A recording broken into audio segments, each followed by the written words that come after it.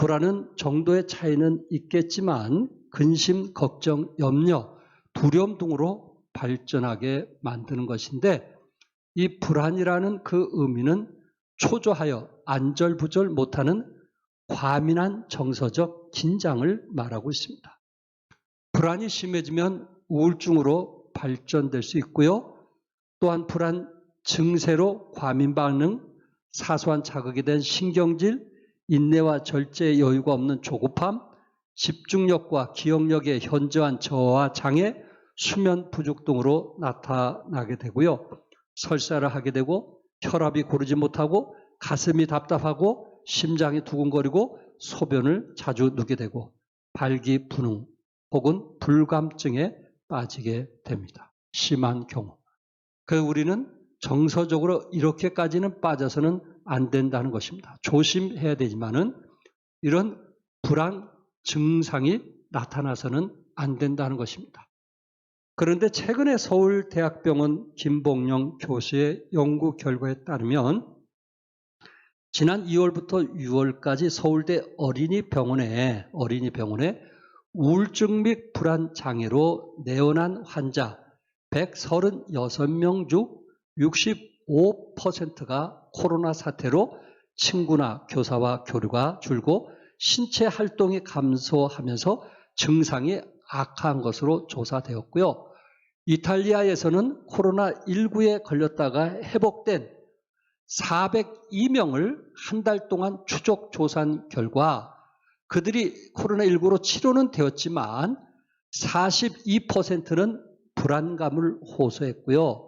31%는 우울 증세를 보였고요. 28%는 극심한 정신적 스트레스를 경험하고 생명을 위협할 정도의 스트레스 장애를 겪었다. 이렇게 보고가 되었습니다. 결국 이 두려움과 불안이라는 것이 얼마나 우리에게 미치는 영향이 큰가. 코로나19로 인해서 오히려 그들이 치유가 됐음에도 불구하고 이러한 어려움을 당하고 있다는 말입니다. 이제 성경으로 돌아가서 가장 불안했던 사람을 손꼽는다면 그 손꼽는 그 사람 중에 한 사람, 그 중에 한 사람, 저는 야곱을 말할 수 있습니다. 야곱은 장자권으로 형인 에서가 두렵고 불안하여 고향을 떠나 헤브론에 30년 만에 돌아온 사람입니다. 사랑하는 어머니도 그 후에 뵙지도 못했습니다. 야곱은 집을 떠나 20년 동안 외삼촌 라반의 집에 살았습니다. 사랑하는 둘째 딸 라헬과 결혼하려고 14년 동안 머슴살이 하면서 외삼촌의 변덕 때문에 20년 동안 불안하게 살았던 사람이 야곱입니다. 그 야곱은 6년 만에 부자가 되어서 결국 20년 만에 고향으로 돌아오게 되었을 때 약복 나루에서 형 에서가 몇 명이요? 400명의 장정을 거느리고 온다는 소식을 듣고 또한 불안했습니다. 20년 동안 외삼촌 집에서 사는 것도 불안했는데 이제 6년 만에 엄청난 재산이 참 불어서 부자가 되어가지고 돌아왔는데 자기의 형이 400명 장정을 거느리고 온다는 소식을 듣고 그는 불안하게 되었고 결국은 자기 처와 또한 하인들을 먼저 보낸 후에 그는 홀로 남아서 하나님과 씨름하다가 환도뼈가 부러지게 됩니다. 그때 그는 모든 것을 내려놓게 됩니다. 하나님 은혜로 에서와 화해를 한 후 야곱은 베델로 가지 않고 10년 동안 세겜 땅을 사서 거주하게 됩니다. 그런데 그곳에서 야곱의 딸 디나가 세겜 주장에게 성폭행을 당합니다. 이 소식을 들은 야곱 형제들은 세겜의 아버지 하몰에게 가족이 되려면 모든 남자들이 할례를 받아야 한다고 제안을 하게 되었고요. 결국 그들이 할례를 받았을 때 모든 남자들이 할례를 받게 되었을 때 시몬과 레위와 장정들이 가서 그 할례를 받은 3일째에 저들 남자들을 모두 다 죽입니다. 그리고 어린아이들과 여자들을 포로로 잡아오는 거예요. 이 사실을 아버지가 알게 되었어요. 야곱은 이 사실을 알게 되었을 때 너희가 나를 죽이려고 하는 거 아니냐. 이 모든 재산을 한순간 잃어버리려고 너희들이 이런 짓을 하는 게 아닌가.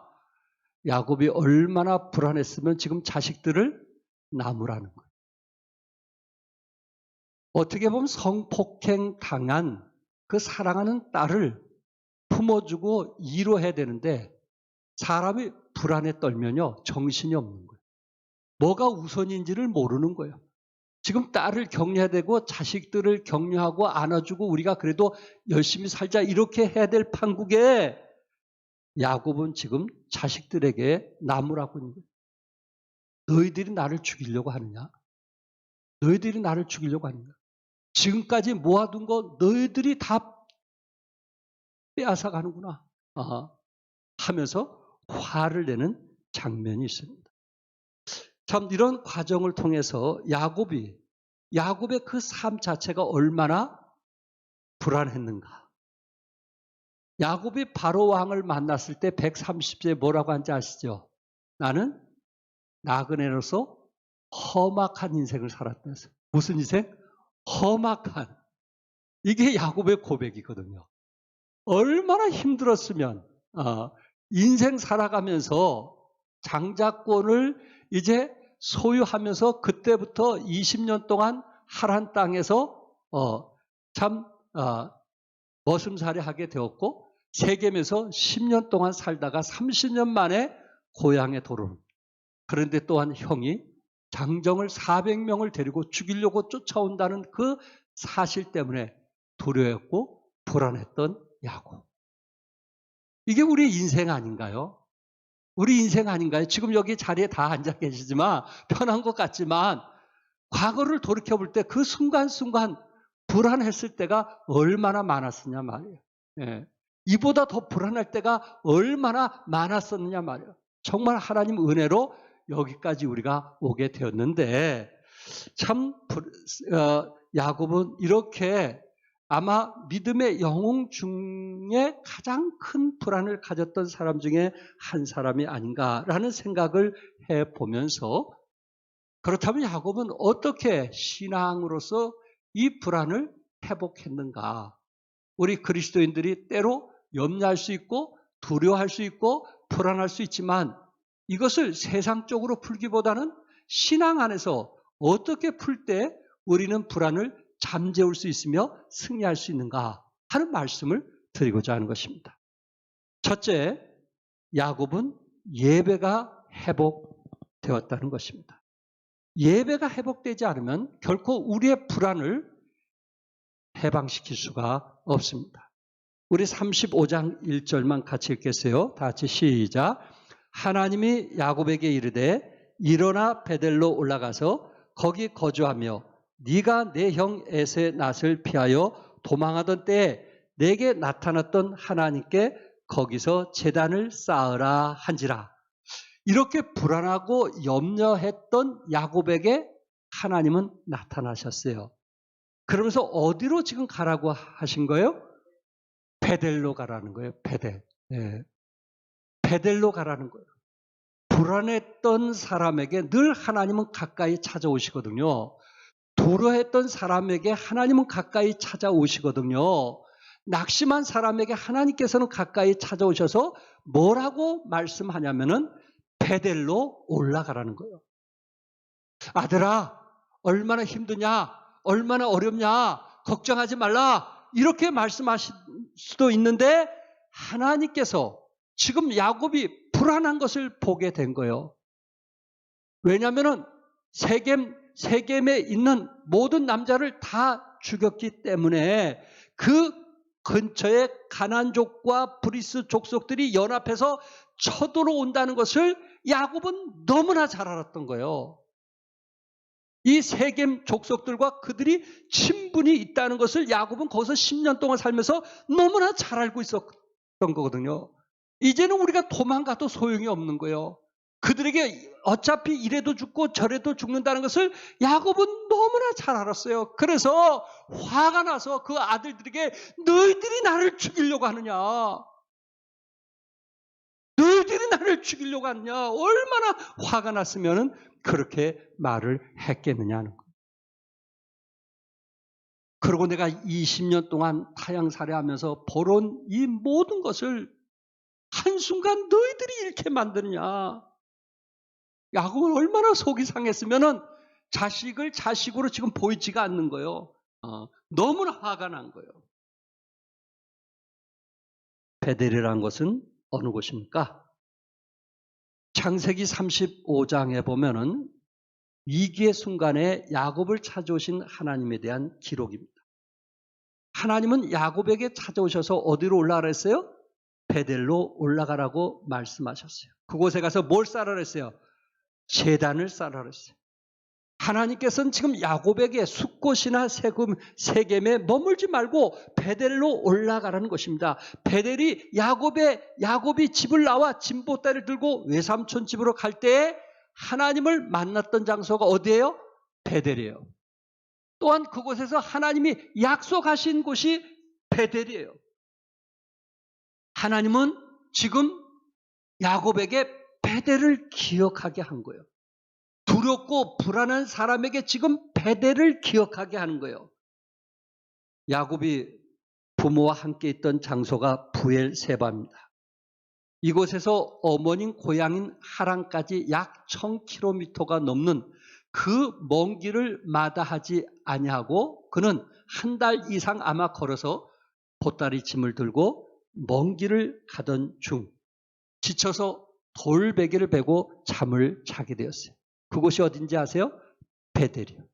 그런데 그곳에서 하나님의 음성을 듣게 된 거예요. 야곱은 생애 처음으로 하나님을 대면한 곳이 어디냐면은 베델이요.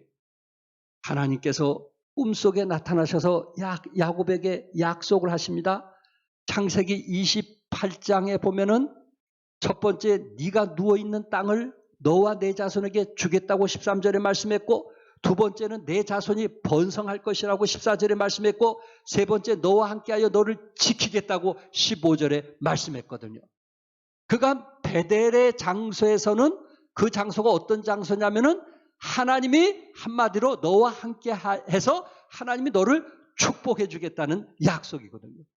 더 이상 두려워하거나 불안하거나 염려하지 말라. 내가 너와 함께 하겠다는 약속 장소가 어디예요?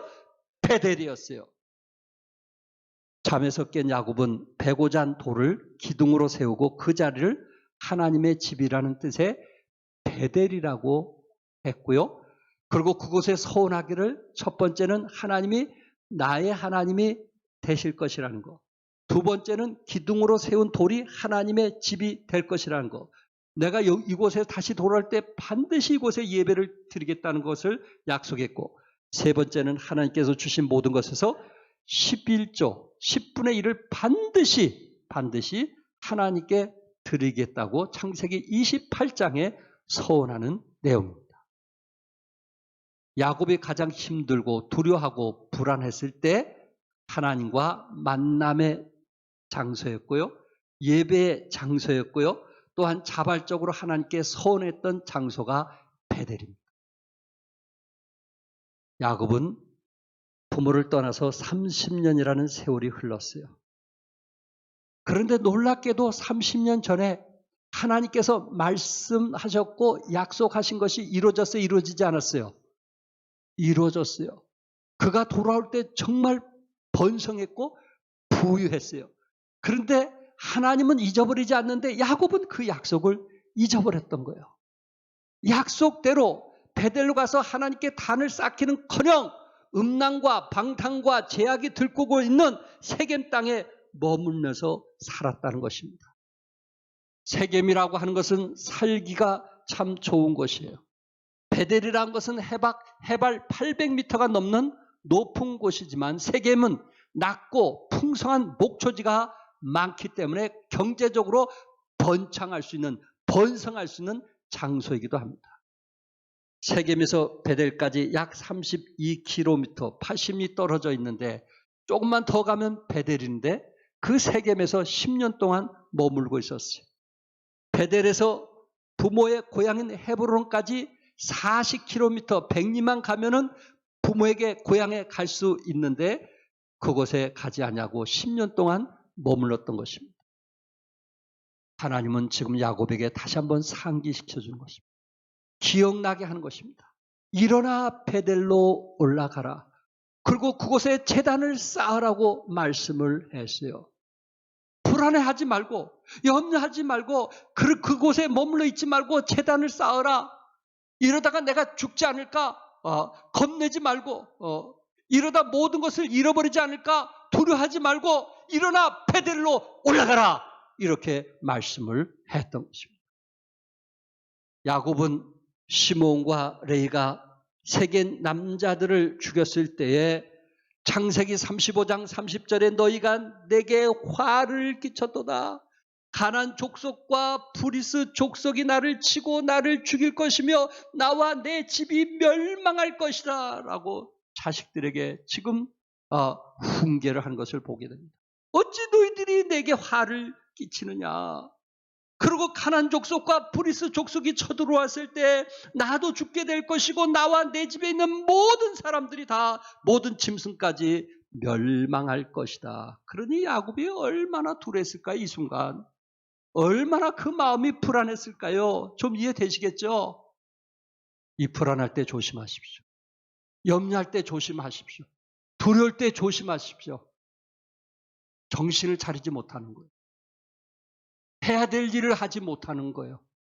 뭐가 옳은지 그런지 우선순위가 뒤바뀌는 거예요. 아내를 사랑해야 되는데 자식들을 귀히 여겨야 되는데 이게 뒤바뀌어 버리는 거예요. 야곱은 믿음의 영웅 아닙니까? 믿음의 사람도 이럴 수 있다는 것을 우리에게 말씀해 주고 있어요. 그 불안을 회복하기 위해서는 하나님께서 그에게 나타나셔서 베델로 올라가라고 말씀했고 야곱은 그 불안한 순간 하나님의 음성을 듣게 됐을 때 그 베델을 기억나게 되었고 그리고 베델에서 하나님의 약속을 알게 되었고 그리고 30년이 지났지만 하나님께서 나를 어떻게 축복했는지 그 사실을 기억하게 되었습니다. 35장 3절 야곱은 어떻게 결단했는가? 우리 같이 한번 읽겠어요. 시작. 우리가 일어나 베델로 올라가자. 내 환난 날에 내게 응답하시며 내가 가는 길에서 나와 함께 하신 하나님께 내가 거기서 제단을 쌓으려 하노라. 야곱은 비로소 정신을 차린 거예요. 우리가 일어나 베델로 올라가자. 자기 자식들과 또한 이제 그 사랑하는 디나와 또한 종들에게 우리가 베델로 올라가자. 내가 가는 길에서 나와 함께 하신 하나님께 내가 거기서 제단을 쌓으려 하노라. 나와 함께 하신 하나님께 제단을 쌓겠다고 말을 하는 것입니다. 제단을 쌓는다는 것은 번제를 드린다는 거 아니겠어요? 번제를 드린다는 것은 예배가 회복된다는 거 아니겠어요? 예배가 회복된다는 것은 하나님을 대면해서 하나님께 예배를 드림으로써 불안으로부터 자유를 얻겠다는 말씀이 아니겠느냐 이거예요. 야곱이 그 불안으로부터 자유를 얻기 위해서 하나님 앞에 가서 제단을 쌓겠다고 결심하고 그가 믿음으로 순종하게 되었을 때 창세기 35장 5절에 보니까 그들이 떠났으냐 그러니까 누구를 죽이려고 떠났어요? 누구를? 야곱을 죽이려고 떠났으나 하나님이 그 사면 고울들을 크게 두려워하게 하겠으므로 야곱의 아들들을 추격하는 자가 있었더라 없었더라? 없었더라. 믿으시면 아멘 하세요. 예. 고울들로 사면 고울들로 크게 두려워하게 하였으므로 쫓아왔던 사람들을 크게 두려워해서 야곱의 아들들을 추격하는 자가 없었더라. 베델로 올라가려고 하고 예배가 회복되려고 하니까 하나님께서 그 문제, 불안으로부터 자유함을 주게 되었고 베델이라는 곳에 가서 다시 꿈을 꾸게 했고 도전하게 되었고 힘을 얻게 한 곳이 베델 아닙니까? 이건 놀라운 축복 아니에요? 지난 수요일 날 저는 에베소 1장 18절에서 그는 몸인 교회 머리시라고 했어요. 그가 근본이시니 죽은 자들 가운데서 먼저 나신 이시니 이는 친히 만물의 으뜸이 되려 하심이라. 왜 예수님께서 교회 머리가 되셔야 되는가? 우리는 예수님이 교회 머리가 되신다는 것을 너무나 잘 알고 있어요. 우리는 예수님이 친히 만물의 으뜸이 돼야 된다는 것을 너무나 잘 알고 있어요. 우리 예수님이 교회 머리가 되시고 만물의 으뜸이 되기 위해서 우리가 해야 될 일이 뭐라 그랬어요? 예배가 회복돼야 되는 거예요. 예배가. 예수님이 최고이신 그리스도, 최고이신 그리스도, 으뜸이신 그리스도, 그런 분이 되기 위해서는 우리가 예배가 회복되어야 된다는 것입니다. 최고이신 그리스도, 에머넌스, 그리스도께서 최고가 되셔야 된다. 그러기 위해서는 우리는 베델로 올라가서 예배가 뭐 돼야 돼요? 회복이 돼야 되는 거예요. 예배가 회복된다는 것은 예수님이 나의 최고의 그리스도인, 만물의 으뜸, 교회의 머리가 되신다는 것은 결국은 예수님이 나의 삶의 주인이 되시는 거예요. 아멘? 예수님 나의 삶의 주인이 되시는 거예요. 어제 저녁에 말씀을 정리하다가 거기에 필요한 책을 좀 읽게 됐어요. 기도의 동력자라고 하는 존 맥스웰이 쓴 책인데, 이분이 그 책자 속에서 달라스의 아주 유명한, 세계적으로 유명한 달라스의 하우드 핸드릭슨 교수님이 계신데 그분의 이야기를 인용한 글을 보았어요. 그래서 뭐라고 하냐면 교회에는 더 이상의 일꾼이 필요 없고라고 했어요. 교회는 더 이상 일꾼이 필요 없다. 필요 없다는 건 알겠죠. 필요하죠. 그런데 어떤 것을 강조하기 위해서 그런 거예요. 교회는 더 이상 일꾼이 필요 없고 예배자가 더 필요하다 그랬어요. 일꾼이 필요한 것이 아니고 누가 더 필요하다? 예배자가 더 필요하다. 이 핸드릭슨 목사님이 번역된 책도 많이 제가 접하고 있는데 우리 마음에 감동을 주는 거예요. 예배가 회복돼야 된다. 예배가 회복되면 그 안에 모든 것이 다 채워진단 말이에요. 그리스도 안에서 모든 것이 충분하다. 그런데 우리는 예배 회복되기보다는 불안에 떨고 있는 사람들이 우리 주위에 너무 많이 있다는 거예요. 그러면서 이분이 뭐라고 얘기했냐면은 예배는 보러 오는 것이 아니다. 잘 아는 말씀이죠? 예배는 뭐하러 오는 것이 아니에요? 보러 오는 것이 아니에요. 누구를 만나기 위해서 온 것이 아니에요. 예배를 드리기 위해서 와야 되는데, 예배를 드리기 위해 한다는 것은 예배는 하나님께 초점을 맞추고 하나님께 영광을 돌리기 위해서 오게 되는데, 하나님께 초점을 맞추고 하나님께 영광을 돌리고 하려고 했을 때 거기서 하나님의 살아계심의 임재하심을 맛보게 되고 하나님의 능력을 그렇게 말하고 있는 거예요. 예배가 회복이 돼야 된다. 왜? 하나님의 능력을 맛보는 거니까. 예배. 그분이 나의 만물의 으뜸이에요. 교회의 머리요. 최고이신 그리스도라고 인정하는 것이 예배 아니냐 말이에요. 이게 중요한 거 아니겠어요? 두 번째는 말씀이 회복되시기 바랍니다. 1절에 다 같이 읽겠어요. 시작. 하나님이 야곱에게 이르시되 일어나 베델로 올라가서 거기 거주하며 네가 내 형 에서의 낫을 피하여 도망하는 때에 내게 나타났던 하나님께 거기서 제단을 쌓으라 하신지라. 베델로 올라가서 거기에 뭐하라 했어요? 거기에 뭐하며? 거주하며 제단을 쌓는다는 것은 예배가 회복이 되는 거고 말씀이 회복이 된다는 것이거든요. 말씀이 회복된다는 것은 말씀대로 산다는 것이거든요. 말씀대로 순종한다는 것이거든요. 불안을 이기는 방법은 단 한 가지. 말씀을 묵상하며 순종할 때 우리는 불안으로부터 자유를 얻을 수 있는 거예요. 왜? 베델로 올라가서 거기에 거주하며, 하나님께서 여기에 거주하라고 말씀했는데 다시 말해서 베델로 올라가되 다시는 어디로 내려오지 말라는 거예요. 세겜으로 내려오지 말라는 거예요. 세상으로 내려오지 말라는 거예요.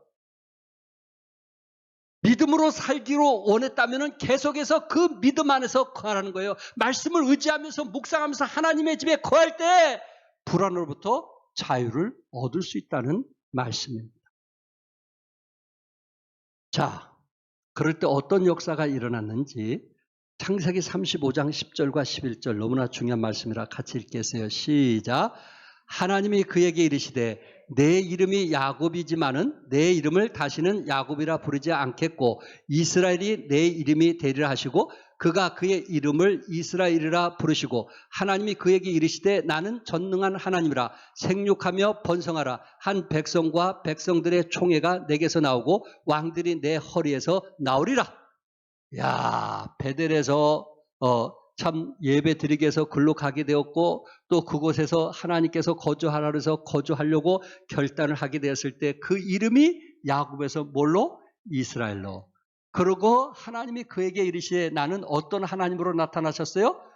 전능한 하나님이라. 전능하신 하나님. 엘샤다이 모든 것이 충분한 하나님이 엘샤다이라는 말이거든요. 그러니까 하나님이 지금 야곱에게 나타나시되 전능하신 하나님으로 나타났단 말이에요. 나에게 모든 것이 무엇이다는 거예요? 충분하시다는 거예요.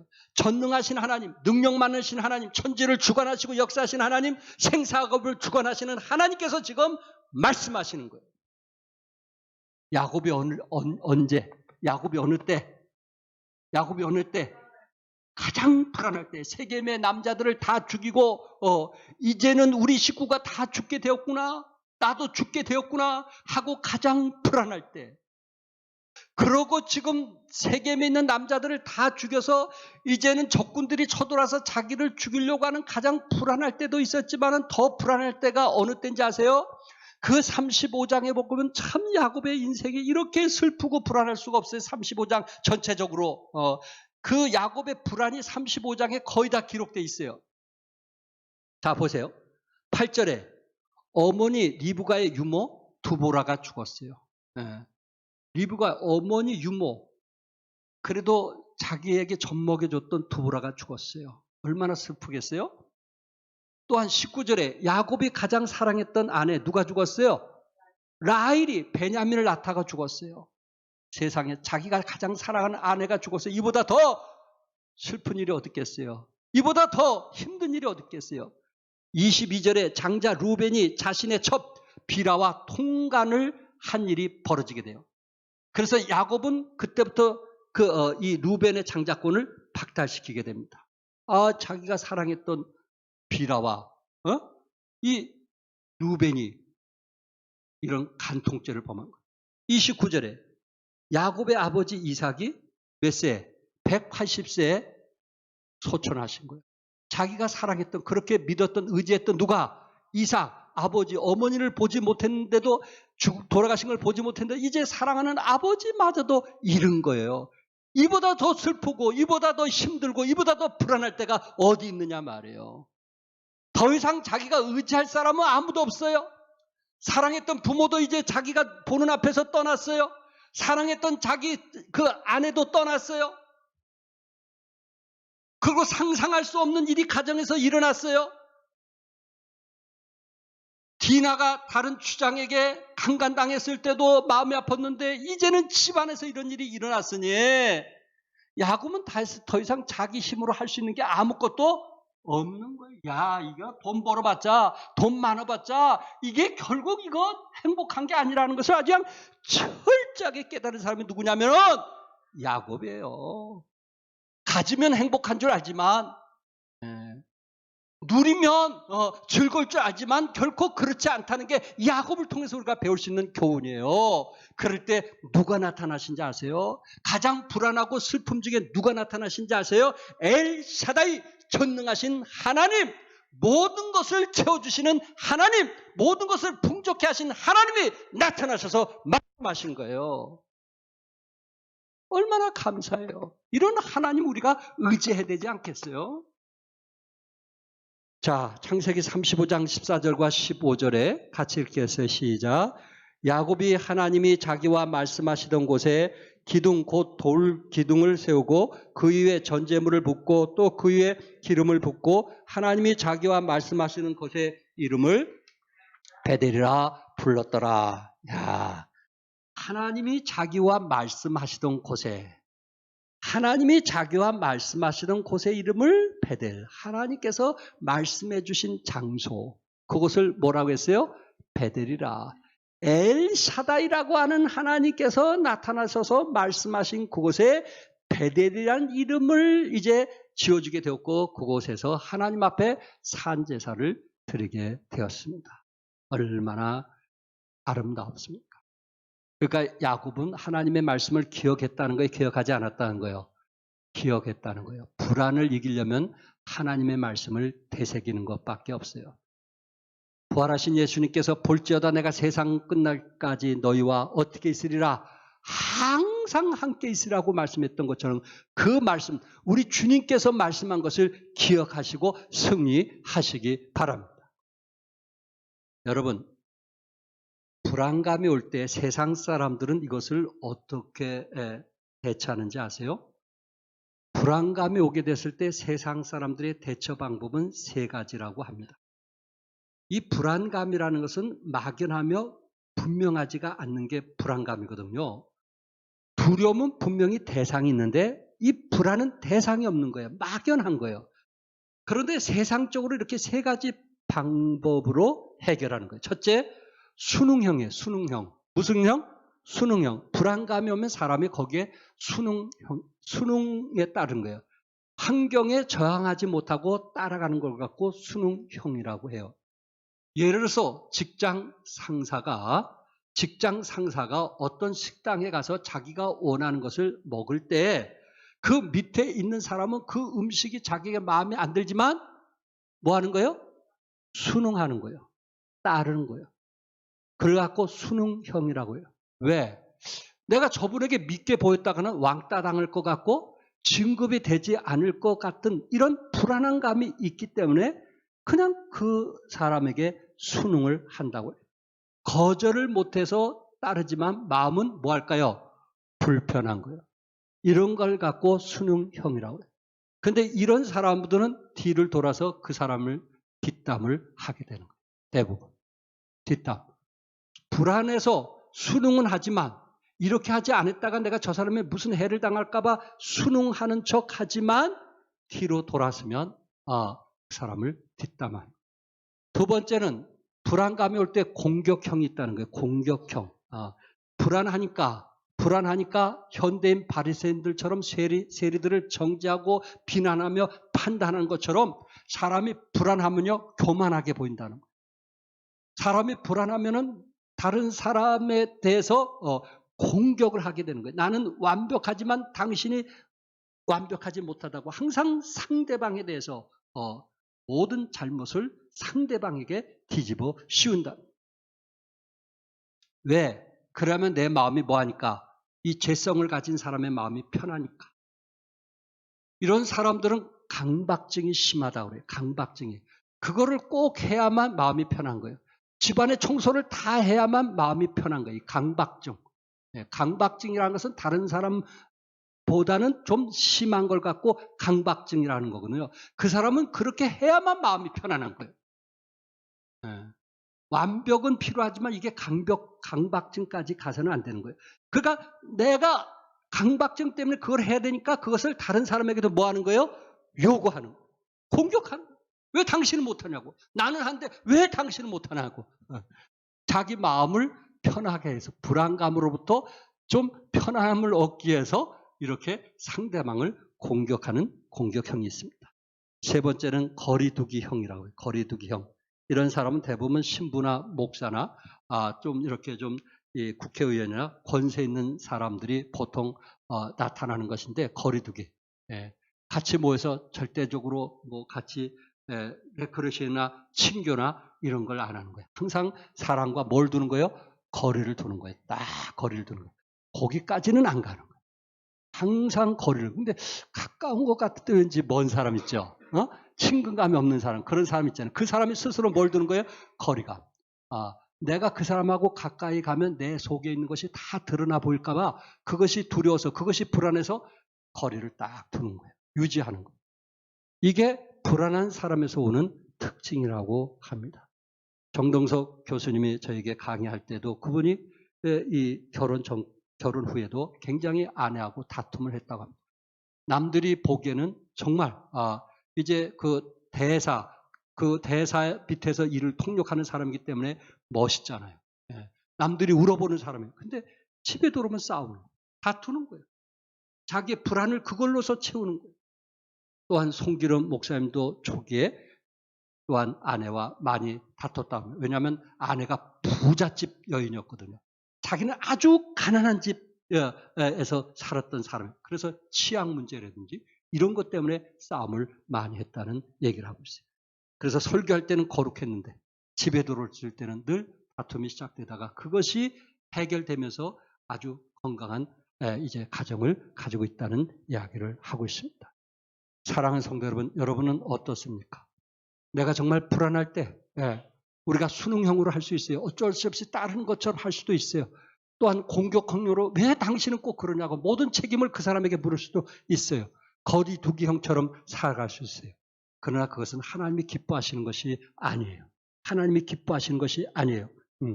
지금 야곱은 뭐라고 했어요? 하나님께서 그 말씀하신 것을 기억하셨다고 했어요. 하나님께서 말씀하신 것을 기억하고 그 말씀에 순종했다고 했어요. 말씀이 회복이 돼야 된다는 거예요. 좀 더 제가 쉽게 얘기할게요. 제가 시편에 있는 말씀을 쭉 좀 사전을 찾아서 보니까 내 평생의 선하심과 인자심이 반드시 나를 따르니 내 평생의 선하심과 인자심이 반드시 나를 따르라. 그리고 시편 107편 1절에 여호와께 감사하라. 그는 선하시며 그 인자심이 영원함이로다. 하나님의 선하심과 인자심이 영원하다. 또 하나님의 선하심과 인자심이 반드시 나를 따르니 이런 메시지가 계속되는 거예요. 반복해서 되는 거예요. 자, 우리가 그리스도 안에 살면서 불안할 때 그렇지 내 평생의 선하심과 인자하심이 반드시 나를 따르지 잘 될 거야. 해석을 달리하는 거예요. 불안은 부정적으로 생각하는 것이라면 우리 마음에 평안을 가질 수 있다는 것은 그 해석을 달리하는 거예요. 영적으로 해석하는 거예요. 하나님이 원하시는 쪽으로 해석하는 거예요. 그렇지? 하나님은 선하신 하나님이야. 하나님은 지금 일어난 일을 통해서 하나님 나에게 반드시 선하게 해주실 것이야. 하나님은 인자하신 분이기 때문에 하나님 나에게 반드시 긍휼하게 베푸실 거야. 여러분 잘 아신 그래 하나님은 모든 것이 합력하여 뭘 이뤄? 그렇죠. 해석을 그렇게 하는 거예요. 성경적으로 해석하는 거예요. 그럼 마음이 뭐해지는 거예요? 평안해지는 거예요. 요셉은 그렇게 해석하지 않았어요? 형제들이 자기를 죽이려고 했어요. 그리고 그의 아버지가 돌아가실 때 야! 요셉이 우리를 죽이겠구나. 그렇게 했어요. 그럴 때 요셉이 하나님께서 당신을 구원하려고 나를 앞서 보내셨다고 했어요. 해석을 달리한 거예요.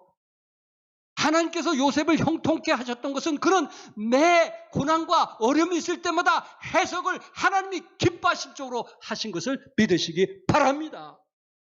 불안할 수 있어요? 저도 불안해요. 그때마다 말씀을 의지하는 거예요. 그때마다 하나님의 말씀을 묵상하면서 그 말씀이 나를 치유하고 회복시켜 주는 거예요.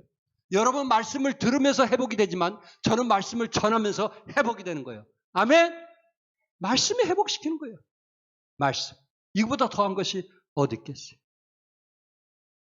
끝으로 기도로 회복되시기 바랍니다. 3절 우리 같이 읽겠어요. 시작. 우리가 일어나 베델로 올라가자. 내 환난 날에 내게 응답하시며 내가 가는 길에서 나와 함께 하신 하나님께 내가 거기서 제단을 쌓으려 하노라. 예. 야곱이 얼마나 두려웠겠어요. 얼마나 불안했겠어요.